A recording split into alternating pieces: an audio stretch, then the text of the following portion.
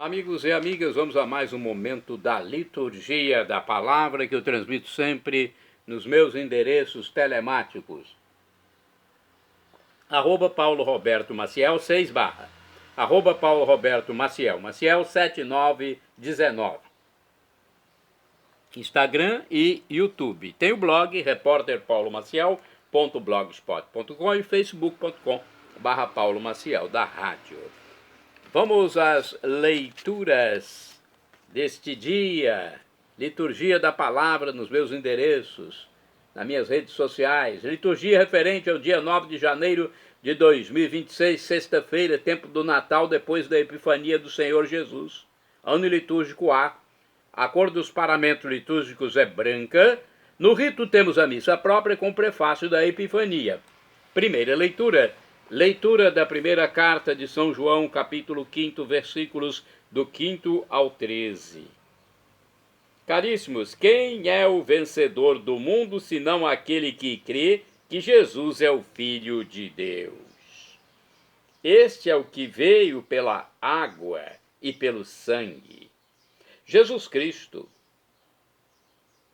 não veio somente com a água, mas com a água e o sangue. E o Espírito é que dá testemunho, porque o Espírito é a verdade. Assim são três que dão testemunho: o Espírito, a água e o sangue. E os três são unânimes. Se aceitamos o testemunho dos homens, o testemunho de Deus é maior.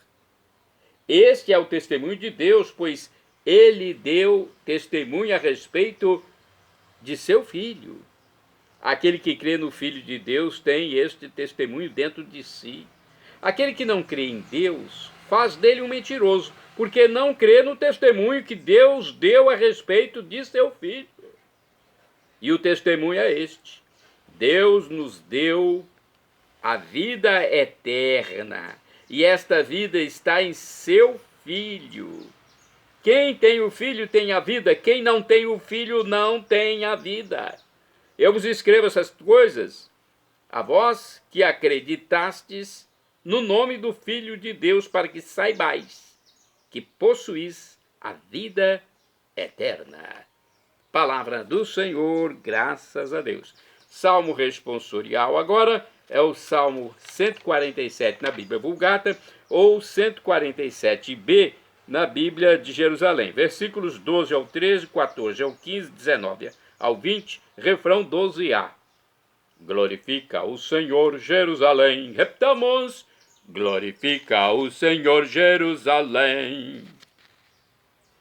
Glorifica o Senhor, Jerusalém. Ó Sião, canta louvores ao teu Deus, pois reforçou com segurança as tuas portas e os teus filhos em teu seio abençoou. Glorifica o Senhor, Jerusalém. A paz em teus limites garantiu e te dá como alimento a flor do trigo. Ele envia suas ordens para a terra, e a palavra que ele diz corre veloz. Glorifica o Senhor, Jerusalém. Anuncia a Jacó sua palavra, seus preceitos, suas leis a Israel.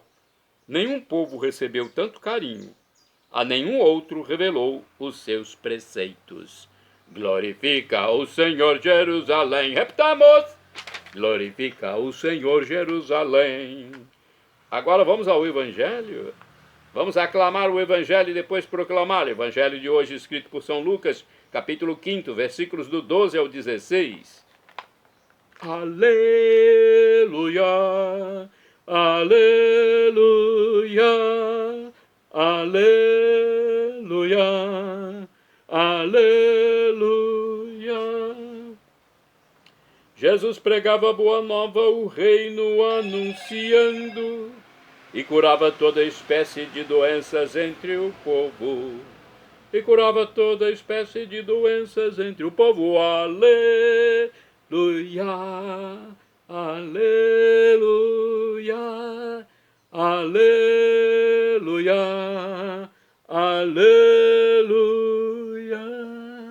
O Senhor esteja convosco. Ele está no meio de nós. Proclamação do Evangelho de Jesus Cristo, segundo São Lucas. Glória a vós, Senhor. Pelo sinal da Santa Cruz, livra-nos Deus, nosso Senhor, dos nossos inimigos. Naquele tempo, aconteceu que Jesus estava numa cidade, e havia ali um homem leproso. Vendo Jesus, o homem caiu a seus pés e pediu: Senhor, se queres, tu tens o poder de me purificar. Jesus estendeu a mão, tocou nele e disse: Eu quero, fica purificado. E imediatamente a lepra o deixou. E Jesus recomendou-lhe: Não diga nada a ninguém, vai mostrar-te ao sacerdote e oferece pela purificação prescrito por Moisés, como prova da tua cura. Não obstante, sua fama ia crescendo e numerosas multidões acorriam para ouvi-lo e serem curadas de suas enfermidades. Ele, porém, se retirava para lugares solitários e se entregava à oração. Palavra da salvação, glória a vós, Senhor. Que as palavras de Cristo Jesus nos protejam, nos guardem, nos deem a vida eterna. Olha, vamos aqui no livro Igreja em Oração saber de explicações da liturgia da palavra. Vamos ver o que nós podemos entender. Se queres, tens o poder de purificar-me. Lucas capítulo 5, versículo 12. Foi o que disse o leproso, que prostrou-se diante de Jesus. Jesus quer purificar a cada um de nós. Mais ainda, Jesus purifica habitualmente a cada um de nós. Como ele o faz? Segundo a primeira leitura, ele faz isso pelo Espírito, pela água e pelo sangue. Primeira carta de São João, capítulo 5, versículo 7. De fato, ao nome na cruz, Jesus nos deu o seu Espírito. Ao morrer na cruz, Jesus nos deu o seu Espírito. Então, a explicação, atenção, né? Ao morrer na cruz, Jesus nos deu o seu Espírito, conforme João, capítulo 19, versículo 30, o Evangelho. Como o daria novamente no Pentecostes, no derramamento do Espírito Santo. E é assim que nós recebemos o Espírito de Cristo pela água, ao sermos batizados, e pelo sangue, cada vez que sofremos por amor a Ele. E é este amor recebido nos sacramentos e reiterados por nossa vivência fiel que vai nos purificando das obras mortas do pecado. Hebreus capítulo 9, versículo 14. E fazendo de cada um de nós uma hóstia viva, santa e agradável a Deus, conforme Romanos capítulo 12, versículo 1. É esta a pureza que Jesus quer nos dar e que nosso coração almeja receber. Vamos a mais reflexões aqui no livro Palavra e Vida. Temos esta explicação. João Batista respondeu a seus discípulos quando lhe falaram que Jesus também estava batizando: Ninguém pode atribuir-se a si mesmo senão o que lhe foi dado do céu. Reafirmou o que já tinha anunciado: Eu não sou o Cristo, mas fui enviado diante dele. A humanidade é a verdade. João, firmemente convicto de sua missão, se limita àquilo que lhe diz respeito. Eu falei a humanidade é a verdade? Não, é a humildade. A humildade é a verdade. Temos que ser humildes, como João Batista. Ele estava convicto de sua missão e se limita àquilo que lhe diz respeito. Quantas lições para nós, que nem bem damos conta do nosso trabalho e já estamos invejando o dos outros. Todos recebemos dons de Deus. Nossa felicidade consiste em dispô-los para a comunidade. Mais uma reflexão, às vezes elas não são profundas, mas nos esclarece alguma coisa. Lucas capítulo 5, versículos do 12 ao 16, aqui no livro dia a dia com o Evangelho. Vejamos o que está escrito aqui. Ao curar o leproso, Jesus lhe restitui a possibilidade de voltar ao convívio social, viver no meio do povo, pois um doente de lepra, hoje se diz hanseníase, era evitado pelas pessoas. A cura se dá em dois movimentos. Primeiro, o homem reconhece o poder de Jesus, prostra-se aos seus pés. Isso aqui é bonito, hein? Prostra-se aos seus pés e respeitosamente lhe pede para ser purificado. Em seguida, Jesus lhe dá a devida atenção e com a simples palavra quero e um toque deixa-o livre da enfermidade. Apresentar-se ao sacerdote após a cura era exigência para ser oficialmente reintegrado na sociedade. Ao saber do fato, multidões iam se reunindo ao redor de Jesus para o ouvirem e serem curadas de suas doenças. Jesus, no entanto, mostra o seu perfeito equilíbrio, sua sobriedade, sua parcimônia, seu controle, autocontrole. Por isso, afasta-se para rezar em lugar silencioso. Olha, que bonita explicação essa. Vamos aos santos do dia agora? Santo do dia 9 de janeiro. Santo André Corsini foi carmelita, bispo de Fiesole. André Corsini, de nobre família florentina, viveu entre 1301 e 1373. Foi superior provincial da ordem carmelita e depois bispo de Fiesole.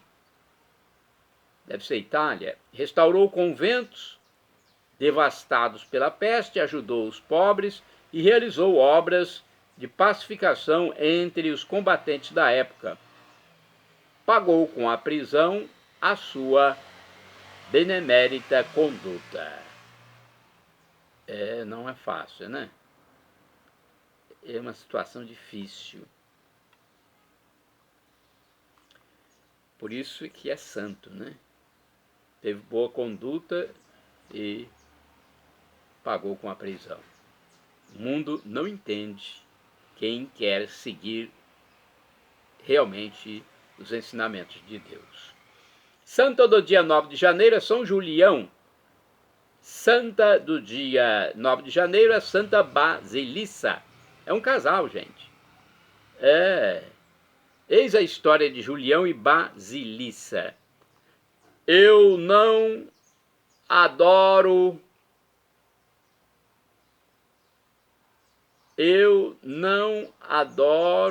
a não ser única e exclusivamente ao Deus do céu.